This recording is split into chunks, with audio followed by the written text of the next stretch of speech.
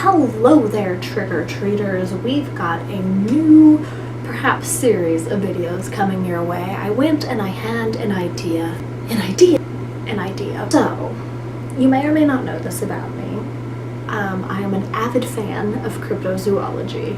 When I was a little girl, I wanted to be an Egyptologist primarily, but I would have also settled for a cryptozoologist. And you try explaining to your teacher that cryptozoology is an actual field and not something you just made up. That went over real well. But as this is something I'm interested in, and I like to think it's something other people are interested in, who doesn't love a story about Sasquatch or the Loch Ness Monster, or my personal favorite, well, Sasquatch is the reigning favorite, how could she not be? But the Jersey Devil holds a very dear spot in my heart, so I thought this would be the place where we could start today. You guys have no idea. Okay, so in a couple weeks I'm actually next month I'm going to New Jersey. I have a friend who lives in New Jersey and I'm gonna go say hey. And do you know how hard it is not to go? So can we go to the Jersey Devil Museum even though it's not close to where you live at all? But as that is something I'm sure most people would probably not enjoy, I shall not. But if you've been to the Jersey Devil Museum, let me know, send me pictures. Anyway, so today I thought we'd talk about the Jersey Devil. Maybe I can come up with some cool intro to put in here. If I did, look at my cool intro.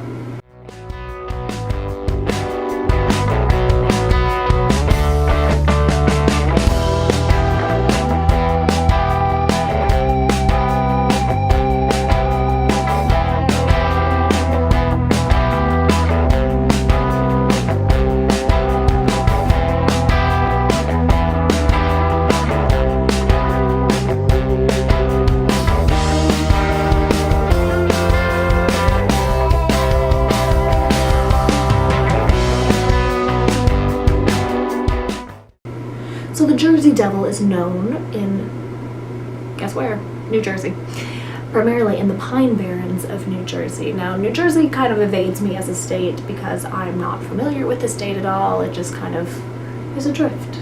It's one of those states I know nothing about, other than the Jersey Devil.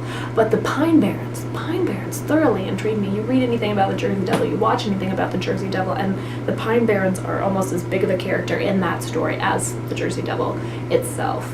You've got these dense woodlands, swamp, forest. It's all one big, really dense area, and it's such a large area. It spans 3 counties, and the Pinelands National Refuge encompasses nearly 1 million acres. Yeah, that's ridiculous. So who knows what kinds of creatures are lurking in those trees? Everything's falling. The Jersey Devil. One of my favorite things about the story of the Jersey Devil is what a great origin story, regardless of if there is a creature out there. The story itself is fantastic. I remember I used to watch all those Weird America things as a kid. Just don't you even think about it. This filming is cursed. So the origin story of the Jersey Devil, you have Mother Leeds. Around 1735, the date kind of changes, but 1735 is the most accepted date. She's already got 12 kids. She's on her 13th kid. It's a dark and stormy night as she's giving birth to her 13th child, and just screaming in agony, she says, "Let this one be the devil." And here we are. Her child, not a normal human child, not even a strange human child. Instead, her child has the head of a dog, the face of a horse or a goat, depending on what you're into, the wings of a bat, and let's see, and very small arms, cloven hooves. She's given birth to a monster. I mean, that's a great story. I love it. So that really I love that story. And especially, I think part of it was when I first heard about the Jersey Devil, it was on one of those Weird America shows, and they had this really intense dramatization, and it was like, what? Speaking of dramatizations, there is also a 1973-74 documentary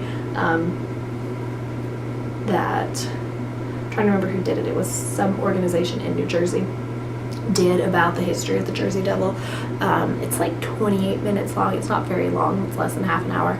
I definitely recommend you go check that out. If you Google, what's it called? It's called Mother Leaves, as in the mother who gave birth to the Jersey Devil. It's either 1974 or 1973. It depends. You can search for both. It's the same thing, but different places listed as different years. It's available for free online. You should watch it because there is. While I was watching this, I was posting it to my Instagram story, so if you follow me, you probably saw it. There's a song about the Jersey Devil, and it is a very weird song. I can't even describe it. I'll link the documentary below, and if I can just find the song, I'll link that below. It's the weirdest thing you've ever heard. It's my new ringtone. It's fantastic, so go check that out. In 1939, the Jersey Devil was designated as the U.S. in all of the U.S. It is the country's only state demon, and I'm pretty sure that's still true to this day. Much like many cryptids, the Jersey Devil is blamed for all kinds of mischief that it may or may not have gotten into.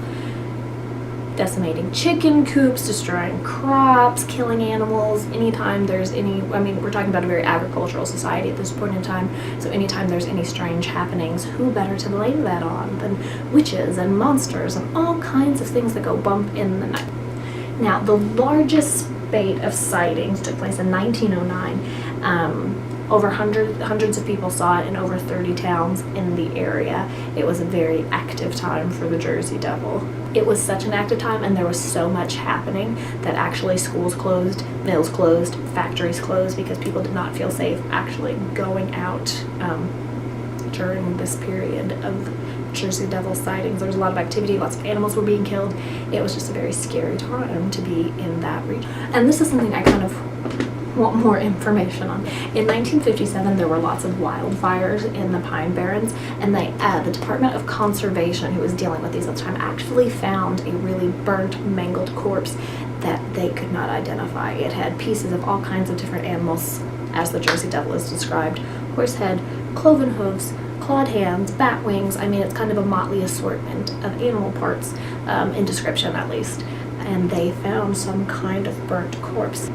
So no one knows for sure what that is. However, don't let that fool you. 1957 was not the end of sightings for the Jersey Devil. So whether that was, how many are there at this point in time? Does the Jersey Devil reproduce? Is there only one mythical being? We don't know. It's also said that every 7 years the Jersey Devil returns to its birthplace up at Leeds Point, and you can actually still visit that. It's not an easy place to find. If you go online, they'll kind of give you directions. It's off the highway, because apparently you just kind of drive by it, really. But if you get out of your car and kind of walk down into the deep, dense forest, you will eventually find it.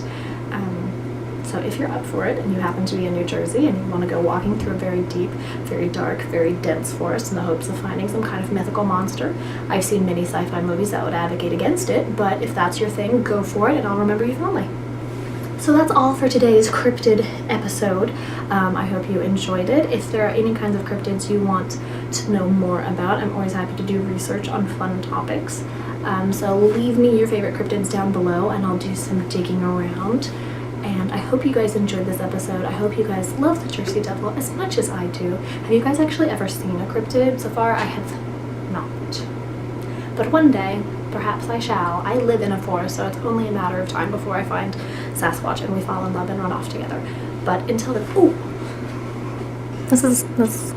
okay.